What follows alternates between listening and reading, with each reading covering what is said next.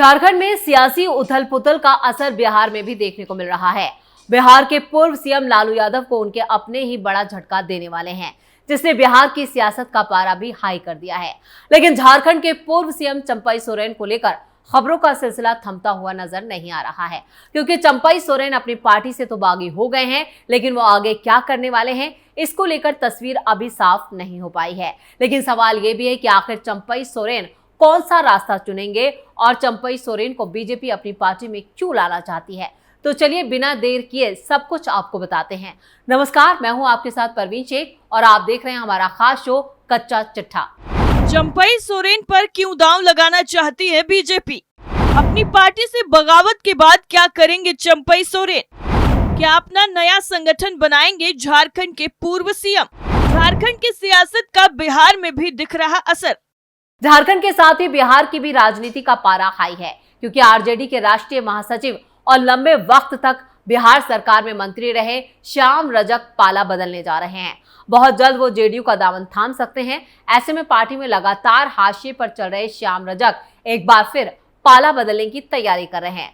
कुछ दिनों पहले ही श्याम रजक ने जेडीयू के राष्ट्रीय अध्यक्ष और बिहार के मुख्यमंत्री नीतीश कुमार से मुलाकात की थी।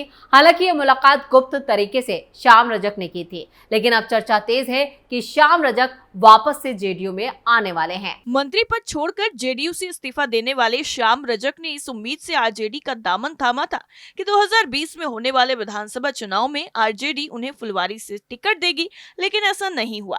2020 के चुनावी परिणाम के बाद श्याम रजक की उम्मीद फिर जागी कि पार्टी शायद उन्हें विधान परिषद का सदस्य बनाएगी, लेकिन ये भी नहीं हुआ। पार्टी ने मुन्नी रजक को विधान परिषद का सदस्य बना दिया। वहीं दूसरी तरफ झारखंड विधानसभा चुनाव की सियासी तपिश बढ़ने के साथ ही शय मात का खेल शुरू हो गया है। बीजेपी सत्ता में वापसी के लिए हर संभव कोशिश में जुटी है। ऐसे में उसकी नजर राज्य के सबसे बड़े वोट बैंक आदिवासी समुदाय पर है, जिसे साधने की कवायद में है।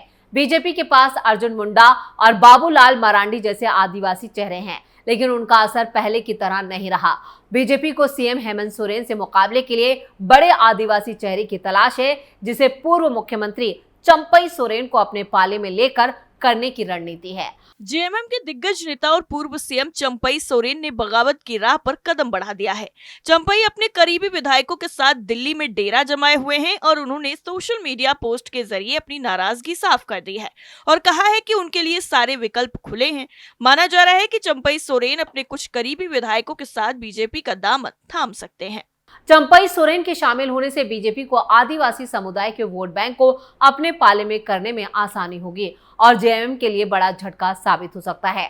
चंपई सोरेन आदिवासी समुदाय के बड़े नेता माने जाते हैं, 7 बार के विधायक और झारखंड के मुख्यमंत्री रह चुके हैं। चंपई झारखंड के कोल्हान इलाके से हैं और इस क्षेत्र में विधानसभा की 14 और लोकसभा की 2 सीटें आती हैं।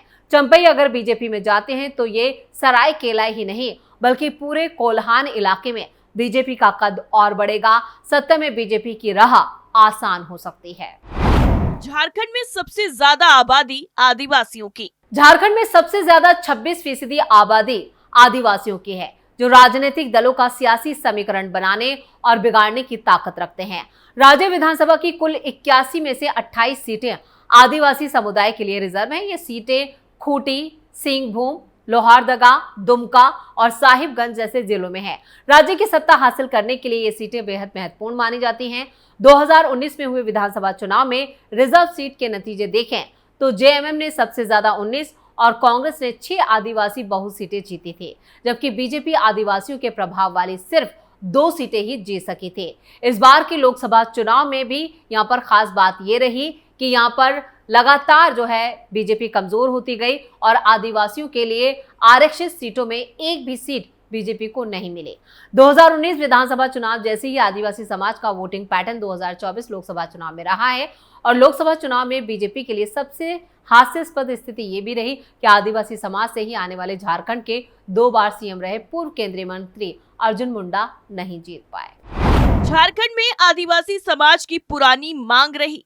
झारखंड में आदिवासी समाज की पुरानी मांग रही है खातियान आधारित स्थानीय नीति और नियोजन नीति। 2019 में सीएम बनने के बाद जेएमएम नेता हेमंत सोरेन ने पहले तो ऐसी नीतियां बनाने से इनकार कर दिया था, लेकिन बाद में विधानसभा से दोनों नीतियों के बिल पास करा दिए और राज्यपाल के पास भेज दिए। राज्यपाल ने संवैधानिक खोट बताकर इन्हें वापस कर दिया। ऐसे में जेएमएम को ये कहने का मौका मिल गया कि हमने तो अपना काम कर दिया। बीजेपी के इशारे पर राज्यपाल ने ही अड़ंगा फंसा दिया। आदिवासी समाज ने हेमंत की बातों पर यकीन कर लिया, जिसका खामियाजा बीजेपी को लोकसभा चुनाव में उठाना पड़ा। बीजेपी ने आदिवासी समुदाय की नाराजगी को दूर करने के लिए प्रदेश नेतृत्व की कमान आदिवासी समाज से ही आने वाले झारखंड के पहले सीएम बाबूलाल मरांडी को सौंपी। इसके बाद विधानसभा में नेता प्रतिपक्ष दलित समाज से आने वाले अमर बाउरी को बनाया गया। इतना ही नहीं, जेएमएम के संस्थापक शिबू सोरेन परिवार की बड़ी बहू सीता सोरेन ने लोकसभा चुनाव के वक्त बीजेपी का दामन थामकर सबको चौंका दिया था। इतना ही नहीं, कांग्रेस की तत्कालीन सांसद गीता कोड़ा ने भी कांग्रेस छोड़कर बीजेपी में वो शामिल हो गए। अब चंपई सोरेन की बीजेपी में शामिल होने की चर्चा तेज है। झारखंड में ट्राइबल वोट बैंक सबसे अहम फैक्टर। झारखंड में ट्राइबल वोट बैंक सबसे अहम फैक्टर है और चंपई सोरेन ट्राइबल के बड़े नेता माने जाते हैं। बीजेपी के पास अर्जुन मुंडा और बाबूलाल मरांडी है। चंपई सोरेन की एंट्री से आदिवासी समुदाय के बीच बीजेपी का विश्वास बढ़ेगा। आदिवासी समुदाय के लिए आरक्षित 28 विधानसभा सीटों में से अभी दक्षिण छोटा नागपुर एरिया की 2 सीटों पर ही बीजेपी का कब्जा है। संताल और कोल्हान क्षेत्र की सभी ट्राइबल सीटों पर बीजेपी को पिछले विधानसभा चुनाव में हार का सामना करना पड़ा था।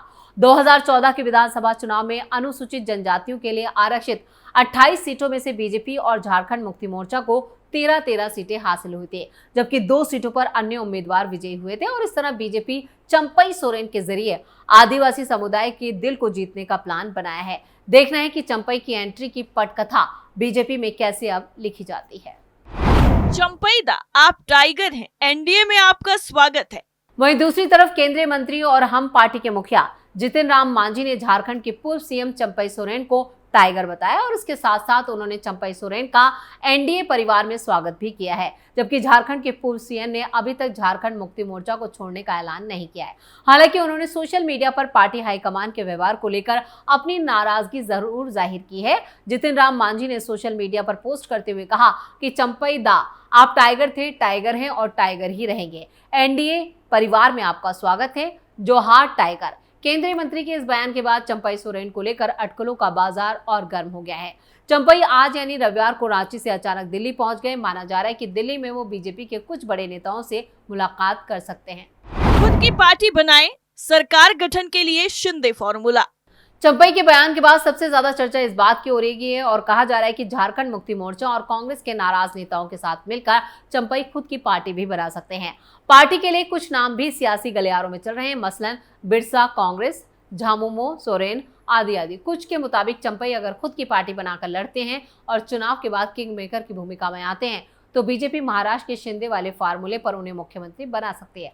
चंपई जिस कोल्हान क्षेत्र के मजबूत नेता माने जाते हैं, वहां पर 2019 में झारखंड मुक्ति मोर्चा को 14 में से 11 सीटों पर जीत मिली थी। चंपई सोरेन को लेकर एक तीसरे विकल्प की भी चर्चा है। कहा जा रहा है कि तमाम गुणागणित के बाद अगर चंपई बीजेपी के खांचे में फिट नहीं बैठते हैं तो उन्हें एनडीए के किसी दल की पतवार भी दी जा सकती है। एनडीए के 3 और दल हैं, जिनमें जेडीयू, हम, लोजपा, आर झारखंड की सियासत में एक्टिव हैं और पहले भी यहाँ पर कोल्हान में 1-2 सीटों पर चुनाव जीतती रही है।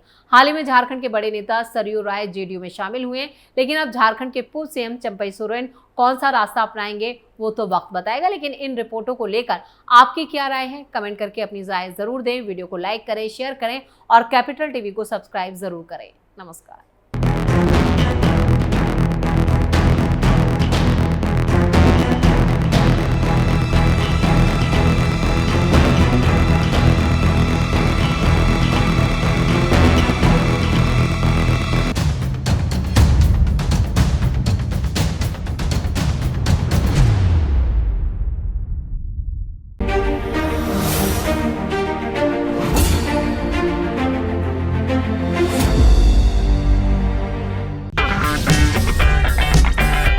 अगर आपको हमारा वीडियो पसंद आया हो तो इसे लाइक करें, हमारे चैनल को सब्सक्राइब करें और हाँ, बेल आइकन दबाना ना भूलें ताकि आप तक हमारे वीडियो की नोटिफिकेशन पहुंचती रहे।